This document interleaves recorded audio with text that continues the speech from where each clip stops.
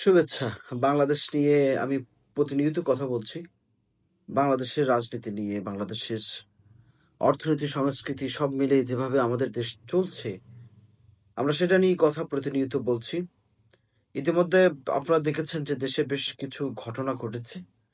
এই ঘটনাগুলো মূলত দেশটাকে একটা অশান্তি, একটা উদ্দেশ্যহীন জায়গায় নিয়ে যাচ্ছে। আমরা জানি না যে আমাদের গণবিপ্লবের পরে গণ-অভ্যুত্থান পরবর্তী সময়ে আমাদের কি কাজ করণীয় ছিল?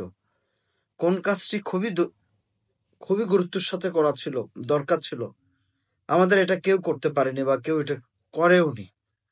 আমরা সে জায়গায় থেকে অনেকটা আলাদা হয়ে আমাদের যে সাইকোলজি বা আমাদের যে ধরনের পদক্ষেপ দরকার ছিল, মন মানসিকতার যেটা দরকার ছিল সে জায়গায় কিন্তু আমরা সেটা করতে পারিনি। আমাদের ভয়ংকর রূপে কিছু অবস্থা আসছে যেটা সত্যিকার অর্থে মনে হচ্ছে যে বাংলাদেশকে নিয়ে একটি গভীর ষড়যন্ত্রের দিকে যাচ্ছে এবং আমরা সেই ষড়যন্ত্র থেকে আলাদা কিছু নাই। ইতিমধ্যে আপনারা দেখেছেন যে একটি তথ্য এসেছিল যে আপনার সাবেক প্রধানমন্ত্রী শেখ হাসিনা সহ তার সময়কার সকল রাজনীতি যারা করছেন তাদের অনেকের দুর্নীতির খবর এসেছিল।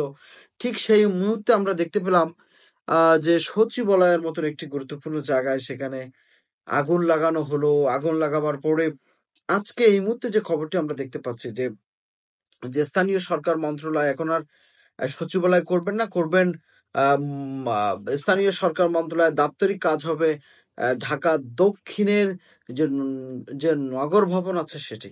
অবাক করার কথা না? যে নগর ভবনেই কেন স্থানান্তরিত হচ্ছে? কেন, কি কারণে? সচিবালয়ের কি আর কোনো জায়গা নেই বা আর কোনো অবস্থা নেই যে সেখানে যেয়ে আসলে কি ধ্বংসাবশেষ হয়েছে? ইতিমধ্যে আপনারা দেখেছেন সরকার বলেছে যে আ যারা সাধারণ জনগণ, সিভিল বা সাংবাদিক তাদেরকে আপাতত সাময়িকভাবে সচিবালয়ে যাওয়া হচ্ছে না।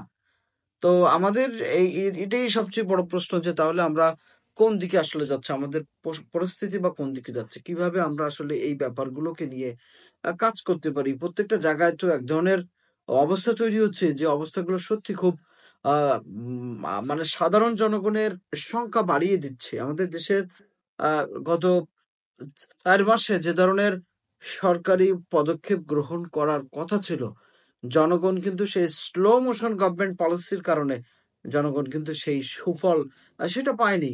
এবং সে জায়গায় থেকে আমাদের আ বেশ কিছু তথ্য এসেছে জানেন যে মার্কিন যুক্তরাষ্ট্রের এফবিআইও কিন্তু একটি তথ্য দিয়েছে। আমরা সে বিষয় নিয়ে আমাদের YouTube এ কন্টিনিউয়াসলি কথা বলে যাচ্ছি। প্রিয় দর্শক শ্রোতা, আমরা মনে করি যে এই অ্যা এই এই এইরকম অবস্থাতে যে সরকারের যে পরিস্থিতিটা চলে যাচ্ছে সে পরিস্থিতি মনে হচ্ছে যে আগামীতে আমাদের আ যে সরকার আসবে বা তাদের যে পরিস্থিতি আসবে সেটা কিন্তু অ কোন ধরনের হতে পারে, তারা কিভাবে কাজ করবে সেটা নিয়ে অনেক সংশয় আছে। ইতিমধ্যে ডক্টর মোহাম্মদ ইউনূস তিনি আরেকটি ইস্যু সামনে এনেছেন যে ১৭ বছর করার কথা বলেছেন। ১৮ থেকে না করে ১৭ বছর। আসলে পৃথিবীতে এটা কম হবে যে ১৭ বছর, এটা অনেক কম। কারণ ১৮ বছর আমি মনে হয় এটা পারফেক্ট সময় এবং এই সময়ের মধ্যে আ ব্যা ভোটার তালিকা বা ভোটার হওয়ার মতো যোগ্যতা এটা হয়। কিন্তু কেন এটা করছে?